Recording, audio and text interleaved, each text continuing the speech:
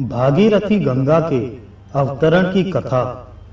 नारद जी ने कहा, सुरश्रेष्ठ, एक ही गंगा के आपने दो भेद बतलाए हैं।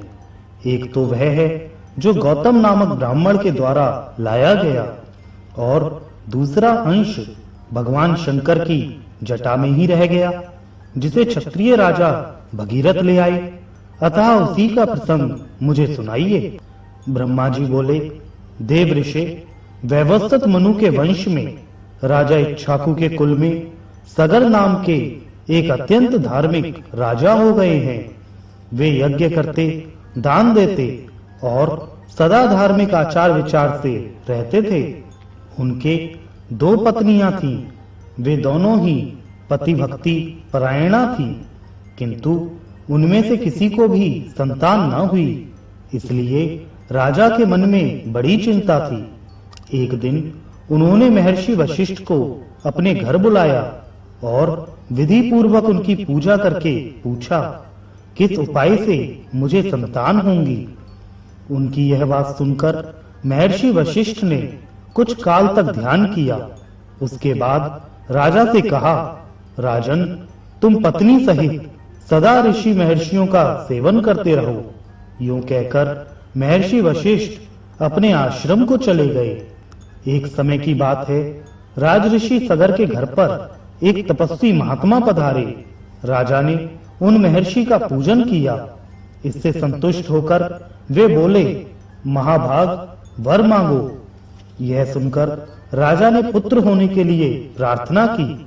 मुनि बोले, तुम्हारी एक पत्नी के गर्भ से एक ही पुत्र होगा, किंतु वह वंशधर होगा, और दूसरी स्त्री के गर्भ से 60,000 पुत्र उत्पन्न होंगे।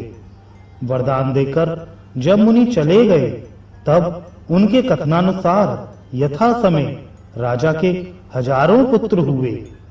राजा सगर ने उत्तम दक्षिणा से युक्त बहुतेरे अश्वमेध यज्ञ किए। फिर एक अश्वमेध यज्ञ के लिए उन्होंने विधि पूर्वक दीक्षा ग्रहण की और अश्व की रक्षा के लिए सेना सहित अपने पुत्रों को नियुक्त किया। अश्व पृथ्वी पर भ्रमण करने लगा। इसी बीच में कहीं अवसर पाकर इंद्र ने उस अश्व को हर लिया और रक्षकों को सौंप दिया। राजकुमार घोड़े को इधर उधर ढूंढने लगे, परंतु कहीं भी वह उन्हें दिखाई न दिया। तब उन्होंने देवलोक में जाकर ढूंढा, पर्वतों और सरोवरों में खोजा और कितने ही जंगल छान डाले, मगर कहीं भी उसका पता न लगा। इसी समय आकाशवाणी हुई, सगर पुत्रों, तुम्हारा घोड़ा रसातल में बंधा है और कहीं नहीं है। यह सुनकर वे रसातल में जाने के लिए सब ओर से पृथ्वी को खोदने लगे। क्षुधा से पीड़ित होने पर वे सूखी मिट्टी खाते और दिन रात भूमि खोदते रहते। इस प्रकार वे शीघ्र ही रसातल में जा पहुंचे। सगर के बलवान पुत्रों को वहां आया सुनकर रक्षक थर्रा उठे और उनके वध का उपाय करने लगे। वे बिना युद्ध किए ही भयभीत हो उस स्थान पर आए जहां महामुनि कपिल सो रहे थे। कपिल जी का क्रोध बड़ा प्रचंड था। रक्षकों ने वह घोड़ा ले जाकर तुरंत कपिल जी के सिरहाने की ओर बांध दिया और स्वयं चुपचाप दूर खड़े होकर देखने लगे कि अब क्या होता है। इतने में ही सगर के पुत्र रसातल में घुसकर देखते हैं कि घोड़ा बंधा है और पास ही कोई पुरुष सो रहा है। उन्होंने कपिल जी को ही अश्व चुराकर यज्ञ में विघ्न डालने वाला माना और यह निश्चय किया कि इस महापापी को मारकर हम लोग अपना अश्व महाराज के निकट ले चलें। कोई बोले, अपना पशु बंधा है, इसे ही खोलकर ले चलें। इस सोए हुए पुरुष को मारने से क्या लाभ। यह सुनकर दूसरे बोल उठे, हम शूरवीर राजा हैं, शासक हैं, इस पापी को उठाएं और क्षत्रियोचित तेज से इसका वध कर डालें। फिर क्या था, वे मुनि को कटु वचन सुनाते हुए लातों से मारने लगे। इससे मुनि श्रेष्ठ कपिल को बड़ा क्रोध हुआ। उन्होंने सगर पुत्रों की ओर रोषपूर्ण दृष्टि से देखा और भस्म कर डाला। वे सब के सब जलकर राख हो गए। नारद, यज्ञ में दीक्षित महाराज सगर को इन सब बातों का पता न लगा। उस समय तुमने ही जाकर सगर को यह सब समाचार सुनाया। इससे राजा को बड़ी चिंता हुई। अब क्या करना चाहिए, यह बात उनकी समझ में न आई। राजा सगर के एक दूसरा पुत्र भी था, जिसका नाम असमज्जा था। वह मूर्खतावश नगर के बालकों को उठाकर पानी में फेंक देता था। तब पुरवासियों ने एकत्रित होकर राजा सगर को इस बात की सूचना दी। पुत्र का यह अन्याय जानकर महाराज को बड़ा क्रोध हुआ। उन्होंने अपने अमात्यों से कहा, यह असमज्जा बालकों की हत्या करने वाला तथा क्षत्रिय धर्म का त्यागी है, अतः यह इस देश का त्याग कर दे। महाराज का यह आदेश सुनकर अमात्यों ने राजकुमार को तुरंत देश निकाला दे दिया। असमज्जा वन में चला गया। अब राजा सगर चिंता करने लगे कि हमारे सब पुत्र ब्राह्मण के शाप से रसातल में नष्ट हो गए। एक बचा था, वह भी वन में चला गया। इस समय मेरी क्या गति होगी। असमज्जा के एक पुत्र था जो अंशुमान नाम से विख्यात हुआ। यद्यपि अंशुमान अभी बालक था, तो भी राजा ने उसे बुलाकर अपना कार्य बतलाया। अंशुमान ने भगवान कपिल की आराधना की और घोड़ा ले आकर राजा सगर को दे दिया। इससे वह यज्ञ पूर्ण हुआ। अंशुमान के तेजस्वी पुत्र का नाम दिलीप था। दिलीप के पुत्र परम बुद्धिमान भगीरथ हुए। भगीरथ ने जब अपने समस्त पितामहों की दुर्गति का हाल सुना, तब उन्हें बड़ा दुख हुआ। उन्होंने नृपश्रेष्ठ सगर से विनय पूर्वक पूछा, महाराज, उन सब का उद्धार कैसे होगा। राजा ने उत्तर दिया, बेटा, यह तो भगवान कपिल ही जानते हैं। यह सुनकर बालक भगीरथ रसातल में गए और कपिल को नमस्कार करके अपना सब मनोरथ उन्हें कह सुनाया।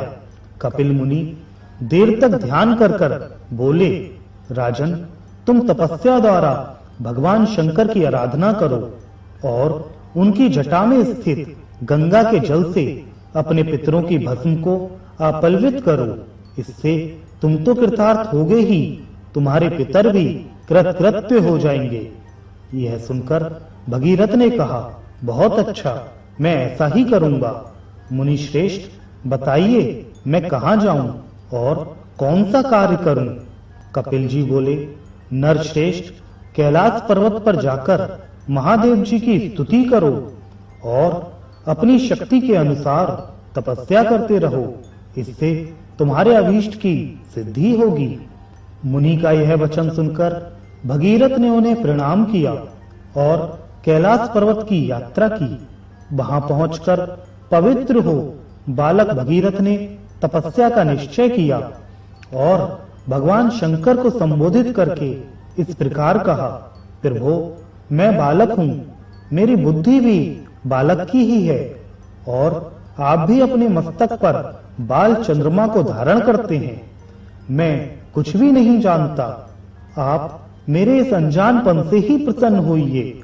अमरेश्वर, जो लोग वाणी से, मन से और क्रिया से कभी मेरा उपकार करते हैं तथा हित साधन में संलग्न रहते हैं, उनका कल्याण करने के लिए मैं उमा सहित आपको प्रणाम करता हूँ। आप देवता आदि के लिए भी पूज्य हैं। जिन पूर्वजों ने मुझे अपने सगोत्र और समान धर्मा के रूप में उत्पन्न किया और पाल पोस कर बड़ा बनाया, भगवान शिव उनका अभीष्ट मनोरथ पूर्ण करें। मैं बालचंद्र का मुकुट धारण करने वाले भगवान शंकर को नित्य प्रणाम करता हूँ। भगीरथ के यों कहते ही भगवान शिव उनके सामने प्रकट हो गए और बोले, महामते, तुम निर्भय होकर कोई वर मांगो। जो वस्तु देवताओं के लिए भी सुलभ नहीं है, वह भी मैं तुम्हें निश्चय ही दे दूंगा। यह आश्वासन पाकर भगीरथ ने महादेव जी को प्रणाम किया और प्रसन्न होकर कहा, देवेश्वर, आपकी जटा में जो सरताओं में श्रेष्ठ गंगा जी विराजमान हैं, उन्हें ही मेरे पितरों का उद्धार करने के लिए दे दीजिए। इससे मुझे सब कुछ मिल जाएगा।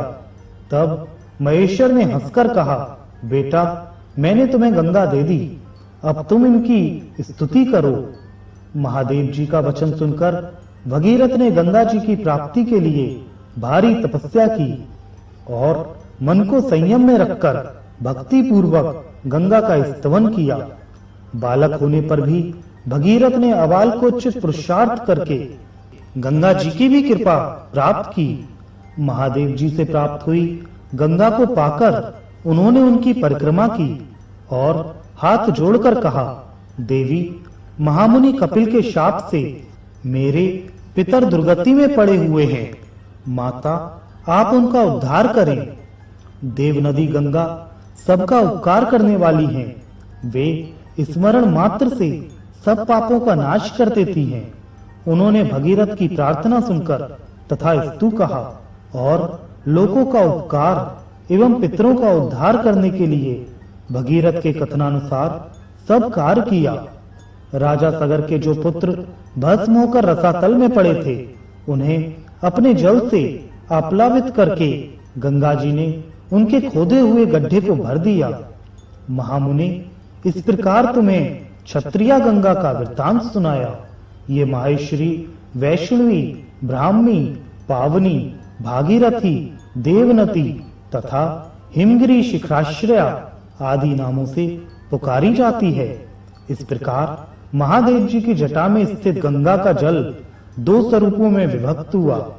विंध्यगिरि के दक्षिण भाग में जो गंगा है, उन्हें गौतमी कहते हैं और विंध्यगिरि के उत्तर भाग में स्थित गंगा भागीरथी कहलाती है।